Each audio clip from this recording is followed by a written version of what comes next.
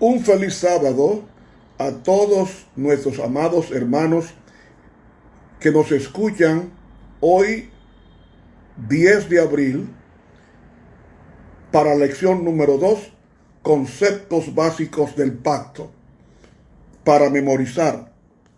Ahora pues, si dereis oído a mi voz y guardareis mi pacto, vosotros seréis mi especial tesoro sobre todos los pueblos, porque mía es toda la tierra.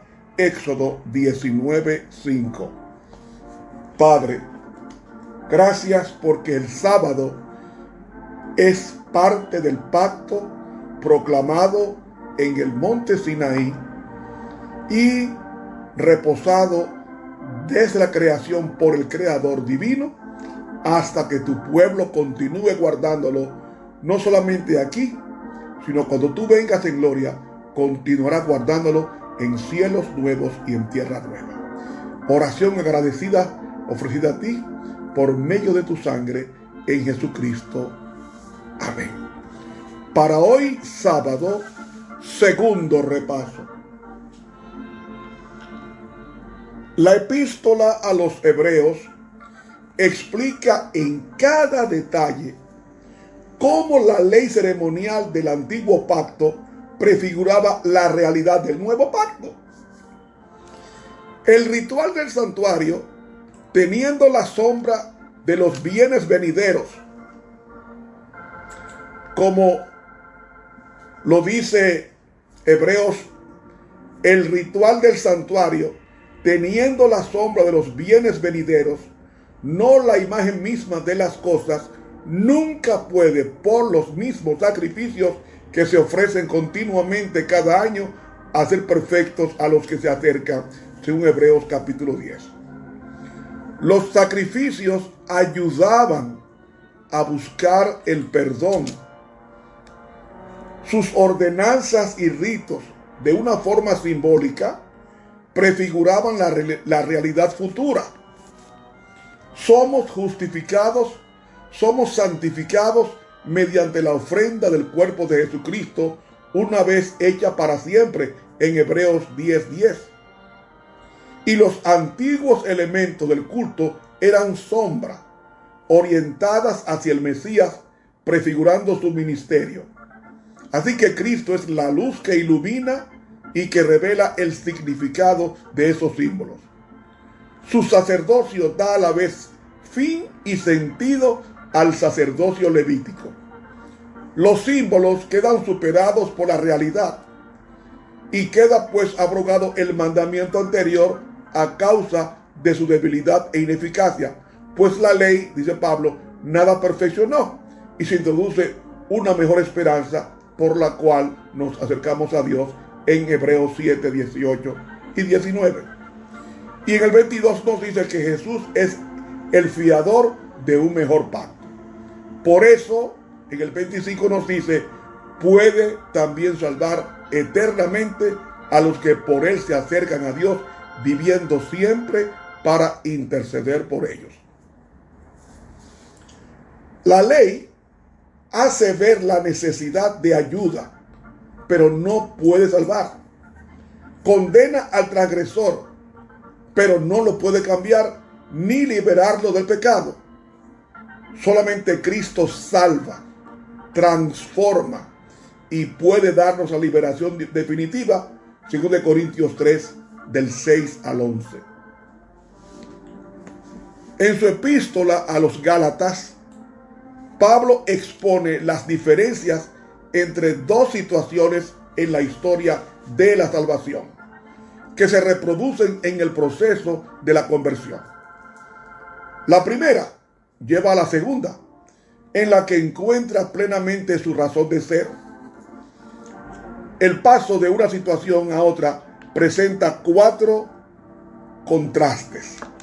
Primero, la ley y la fe de una religiosidad centrada en las obras, es decir, en un esfuerzo por cumplir las normas, al nuevo pacto que nos lleva a una vida centrada en Cristo, en una relación de fe. 2. La ley y la promesa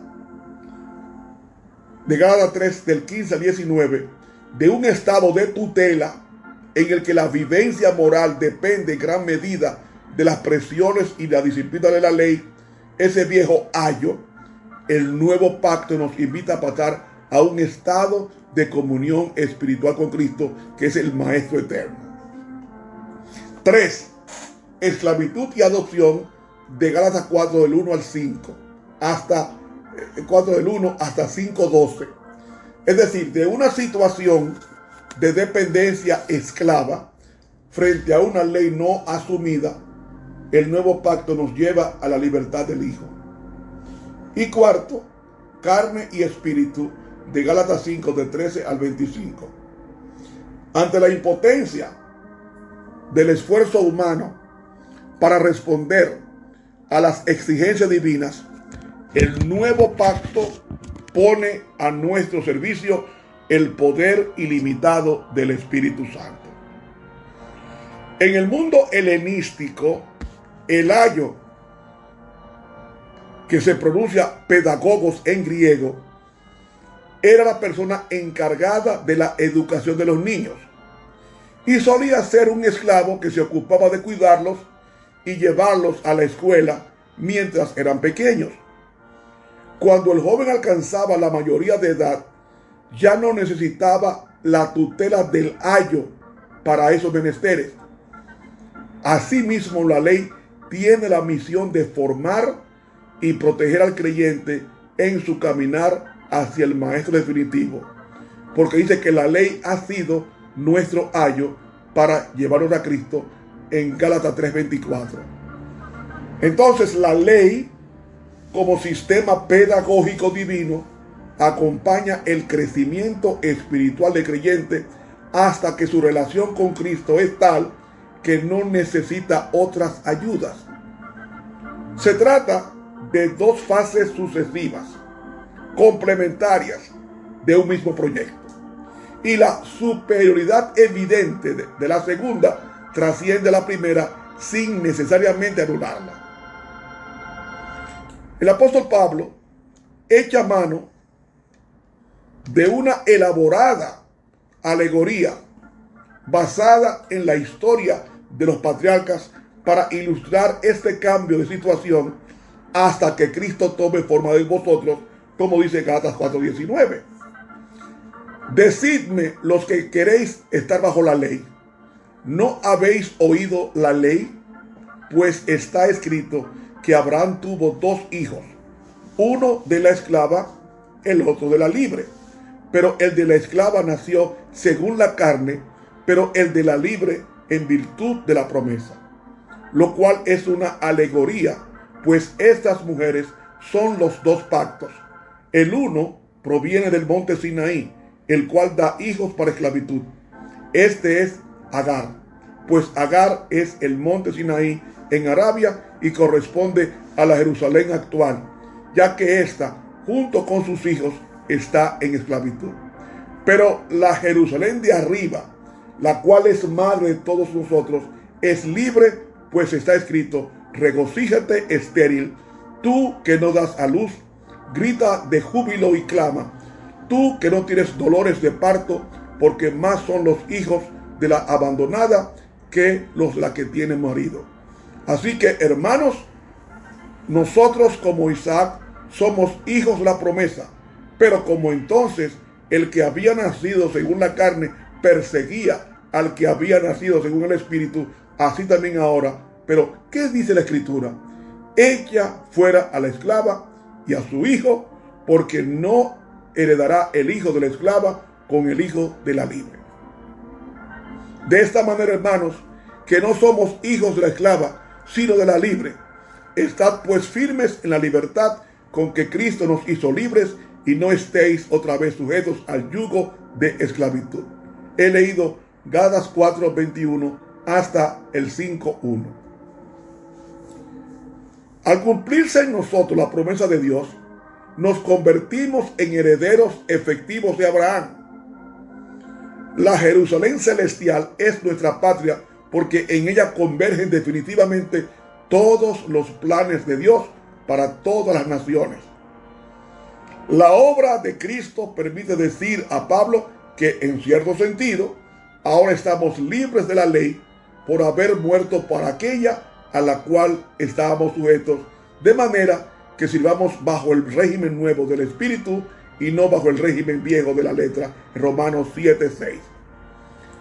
O sea, Cristo nos ha hecho ministros de un nuevo pacto, no de la letra, sino del Espíritu, porque la letra mata, pero el Espíritu da vida, en 2 Corintios 3:6. En esta nueva condición, nuestro guía no es un código escrito, sino el Espíritu Santo en persona, quien asume la función condenatoria de la ley de convencer de pecado, y a la vez su función liberadora.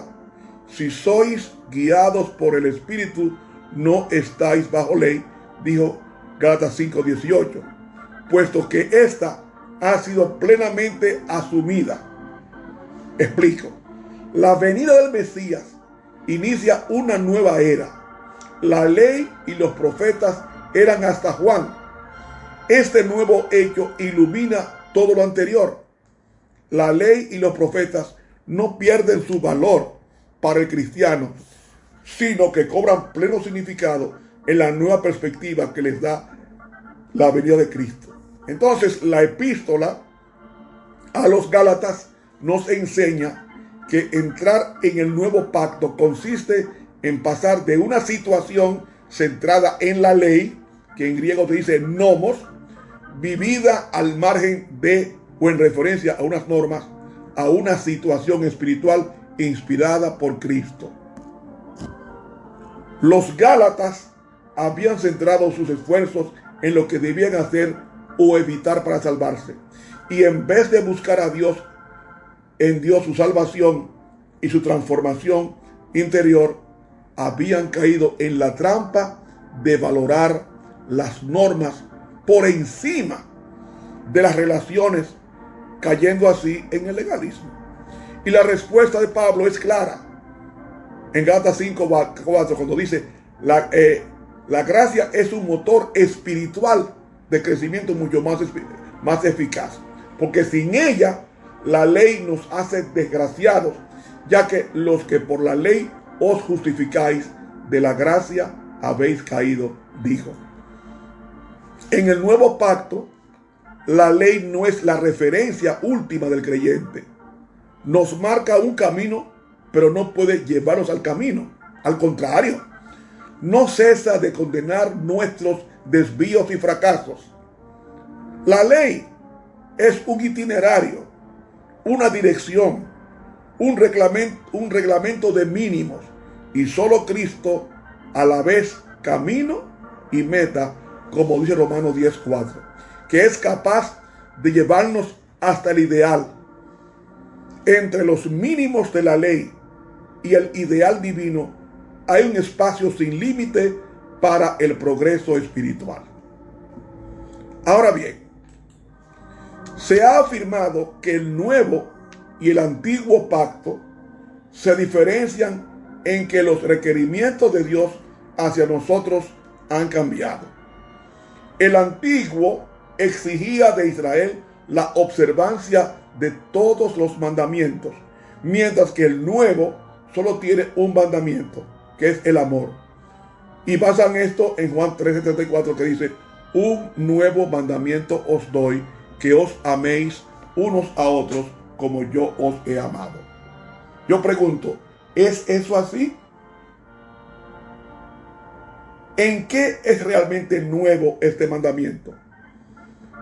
¿No pedía ya el amor la ley de Moisés incluso para los enemigos? Está claro que ni el mandamiento es nuevo, ni supone en modo alguno la anulación de la ley. Entonces, la novedad no consiste en el deber de amar, que es la esencia de la ley, sino en cómo amar. Hasta entonces, la medida del amor había sido el hombre como a ti mismo. Ahora, la medida del amor es amar sin medida como yo os he amado, de todo corazón, con entrega total. Y Jesús tenía razón, porque su mandamiento era nuevo, porque nadie había amado como él. Por eso es nuevo. Así pues, nada permite afirmar que la ley de Dios haya sido invalidada o sustituida por otras prescripciones en el nuevo pacto.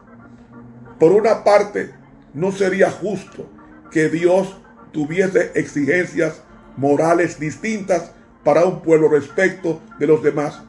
Por eso no lo hace. Y por otra, Jesús no solo afirmó categóricamente la inmutabilidad de la ley en Mateo 5, 17 al 19, que respetó y observó sin que nadie pudiera reprocharle nunca el menor desacato, sino que dijo que sus discípulos se reconocerían por el respeto de sus mandamientos, cuando dijo en Juan 14, 15, si me amáis, guardad mis mandamientos. Aunque realmente esa traducción no me gusta, porque en el griego dice, si me aman, guardarán mis mandamientos. O sea, la obediencia es el producto del amor. Y Juan 14, 21 dice Jesús, el que tiene mis mandamientos y los guarda, ese es el que me ama. Realmente la traducción debe ser el que guarda mis mandamientos, o sea, el que los guarda cuidadosamente, ese es el que me ama. Y otro texto, si guardareis mis mandamientos, permaneceréis en mi amor, así como yo he guardado los mandamientos de mi Padre y permanezco en su amor, en Juan 15, 10. Es decir, Cristo guardó cuidadosamente la santa ley de Dios. Ahora, es difícil defender la posición de quienes pretenden que los mandamientos de Jesús no son exactamente los mismos propuestos por Dios en el Antiguo Testamento, si se toman en serio sus declaraciones sobre su perfecta identidad con el Padre. Porque él dijo en Juan 10, yo y el Padre somos uno. Por tanto, resulta imposible mostrar sobre bases bíblicas que el nuevo pacto anula la ley de Dios, ya que su intención es grabarla en los corazones, como hablamos el jueves de Jeremías 31-34. Veamos un ejemplo para entender este cambio de perspectiva. La devolución del diezmo a Dios. Si el agradecimiento por lo recibido es algo natural, quien se alía con Dios bajo el nuevo pacto es feliz al colaborar libre y generosamente con su acción en el mundo. Compartir es una cuestión de amor, porque se puede dar sin amar, pero no se puede amar sin dar. Por eso, la generosidad del que ha aceptado el nuevo pacto no puede limitarse a un porcentaje, sino que desborda los límites de las pautas propuestas. Quien quiere compartir no necesita que le exijan nada. Es feliz cuando hace todo lo que puede. Por eso, la nueva alianza o el nuevo pacto no puede hacernos menos generosos o más egoístas. En ella, Dios no espera un compromiso o un amor menor, sino mayor. Se trata simplemente de poner nuestro dinero donde está nuestro interés, en vez de seguir poniendo nuestro interés donde está nuestro dinero. Porque Jesús dijo, porque donde esté tu tesoro, allí estará también tu corazón, en Mateo 6:21. Así pues, el nuevo pacto incluye una nueva forma de entender la vida espiritual, no como un deber legal, sino como una conversión del corazón, como dice Jeremías 31, centro vital de la persona, sede de la voluntad y por consiguiente de lo auténtico y lo profundo, en oposición a lo superficial y lo periférico. En el corazón, uno sabe si acepta al otro, si ama o no ama. Después de un extravío, no hacen falta grandes explicaciones. Basta un simple latido para saber si el corazón acoge y perdona. Y Jeremías sabe que lo mismo sucede con Dios. Por eso anuncia un nuevo pacto, una nueva petición de mano, un nuevo compromiso definitivo en Hebreos 13.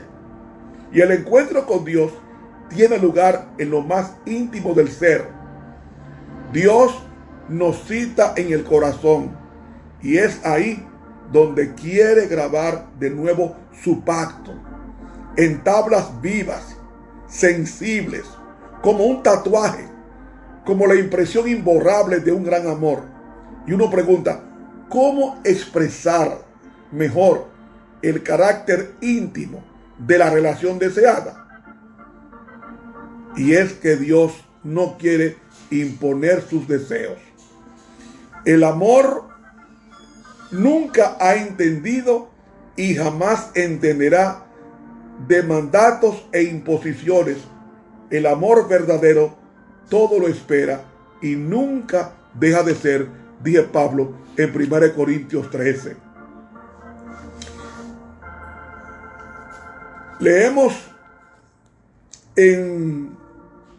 por ejemplo, leemos en Jeremías 31, ellos violaron mi pacto, aunque yo fui un marido para ellos.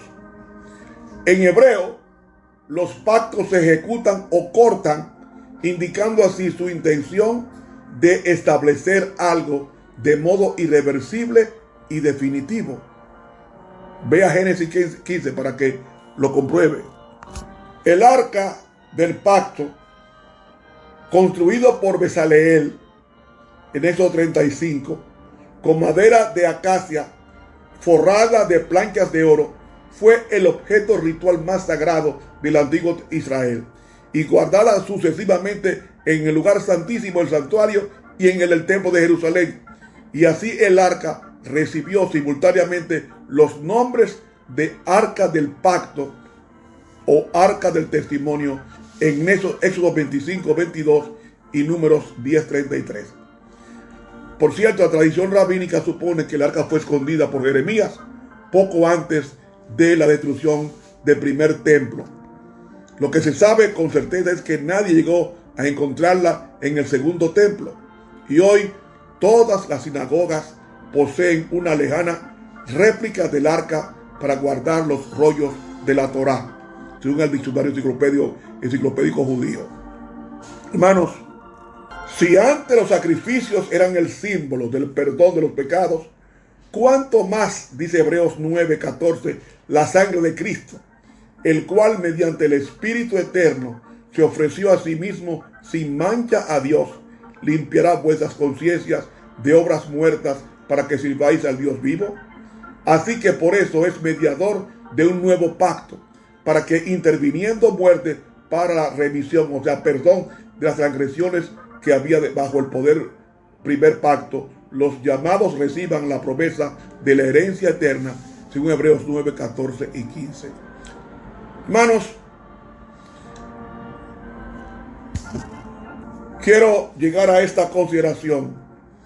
La ley en el corazón para Jeremías, en Jeremías 31, 33, no será algo parecido a Jesús en el corazón. Y para Pablo, en Gálatas 3:22, que nos dice textualmente el apóstol Pablo, en Gálatas 3:22, lo siguiente, citamos. Dice así: mas encerró la escritura todo bajo pecado, para que la promesa fuese dada a los creyentes por la fe de Jesucristo. Hermanos y amigos, al llegar al final de este repaso de la lección, debemos considerar lo siguiente con relación a ella. Hubo un pacto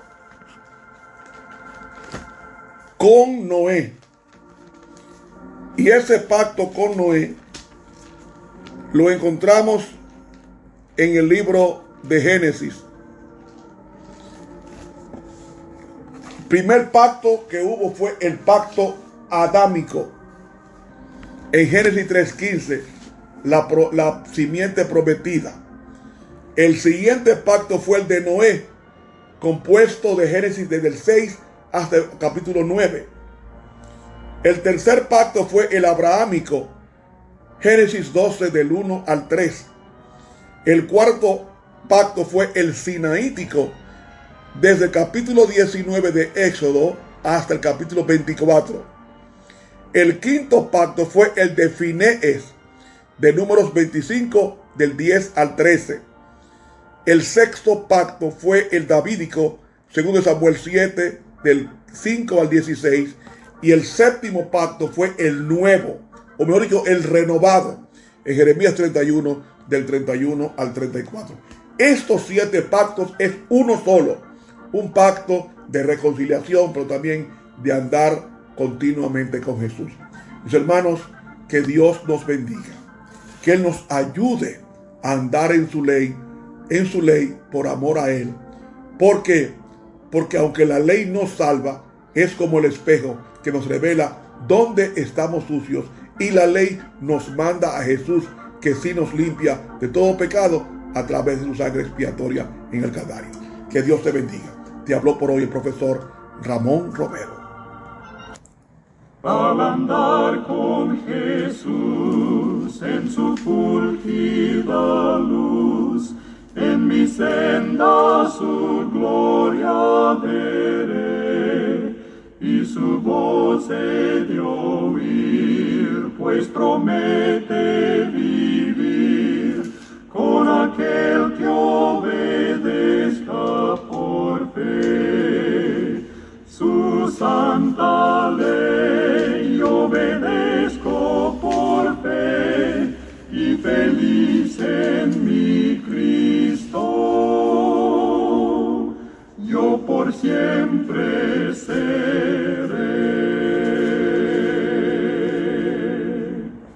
Pues mi amigo Él es, sentaréme a sus pies, y a su lado en camino andaré.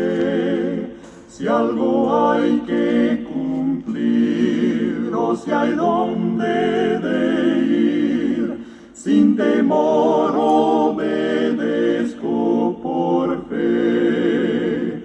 Su santa ley obedezco por fe, y feliz en mi Cristo yo por siempre seré.